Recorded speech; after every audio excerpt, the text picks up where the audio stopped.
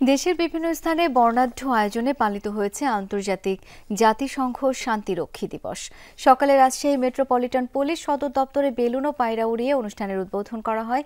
পরে আলোচনা সভায় অংশ নেন র্যাব, পুলিশ, সেনাবাহিনী, বিজিবি সহ বিভিন্ন সরকারি শিক্ষা প্রতিষ্ঠানের প্রতিনিধিরা। এ সময় জাতিসংঘ মিশনে বাংলাদেশের অবদান তুলে ধরে শহীদদের আত্মত্যাগের কথা স্মরণ করা হয়।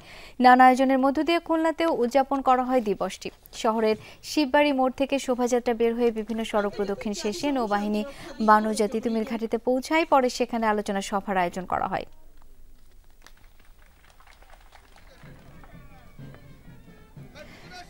সিলেটে শোভাযাত্রা বের হয়ে সেনানিবাসের বিভিন্ন সড়ক প্রদক্ষিণ করা হয়। এতে অংশ নেয় বাহিনীর বিভিন্ন পর্যায়ের কর্মকর্তা, শিক্ষার্থী সহ বেসামরিক প্রশাসনের সদস্যরা। এর আগে পায়রা ও বেলুন উড়িয়ে কর্মসূচির উদ্বোধন করেন ১৭ পদাতিক ডিভিশনের station commander brigadier general Abul Hasnat Mohammad Kamruzzaman খান।